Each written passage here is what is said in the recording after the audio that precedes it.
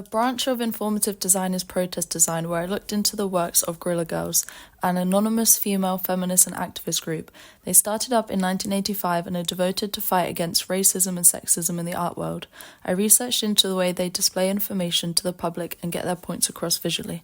We figured out this formula that if you make people laugh, if you put people on the spot, and if you use information, you can actually change people's minds. We want to talk in a way that people can digest easily, and we want to produce something that everybody can be part of.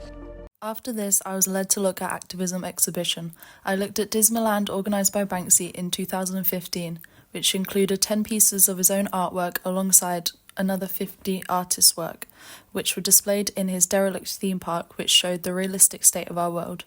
It was open to the public for 5 weeks, pulling back the curtain and giving the public information to subjects that are often covered up, such as the refugee crisis in Europe. Moving on to look at printed informative design, I researched Visual Impact by Liz McQuiston, published in 2015. The publication highlights the power of art and design to affect social and political change. It is a visual guide that looks at a range of influential pieces. Looking at printed visual guides led me to look at how we receive information, how it can be accessed, and when it can be non-hierarchical. Published in 1973, the New Women's Survival Catalogue is an informative guide and active attempt to reshape culture through feminist efforts. Assembled in only 5 months by Kirsten Grimstead and Susan Rennie, who set out on a road trip to meet and interview all the featured organisations and individuals. The two gathered information and references along the way to produce this publication, displaying information from health, bookstores, sexual assault crisis centres, and educational, legal and financial resources.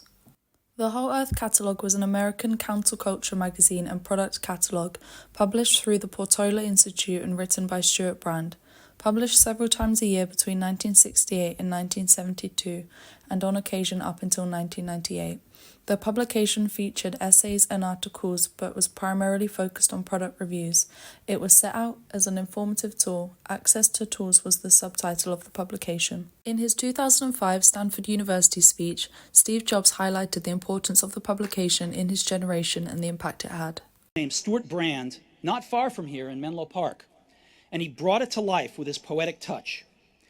This was in the late 60s, before personal computers and desktop publishing, so it was all made with typewriters, scissors, and Polaroid cameras. It was sort of like Google in paperback form 35 years before Google came along. It was idealistic, overflowing with neat tools and great notions. As I explored counterculture publications in the 70s, I looked into the impact hippie modernism had on information, how it was shared, displayed, and designed in non-hierarchical formats. This led me to the works of Muriel Cooper, who was a designer and educator. She looked into the relationships between modernist design and emerging technologies during the 60s and 70s. People who never had access to communication tools or information systems now can get at them. They're cheaper, they're easier, and that has to mean something to this relationship of authorship, which has a great deal to do with what graphic design has been all about. And so one has to understand that not only are the tools extremely instant and enabling for you to visualize a lot of stuff, but it's a part of a revolution which is putting information tools into other people's hands and questioning what's happening to specializations and professions. Moving on from this, I researched further into counterculture graphic design between the 60s and 70s and explored the publication Power to the People, edited by Jeff Kaplan. After looking at informative design from the 70s, I became heavily interested in layouts. The publication led me to look at the Radical software, edited by Phyllis Jersey and Beryl Corrott, which was produced 3 times a year from 1970 to 1974. It started in a newspaper format with 60 pages and progressed to a magazine design at 120 pages per issue.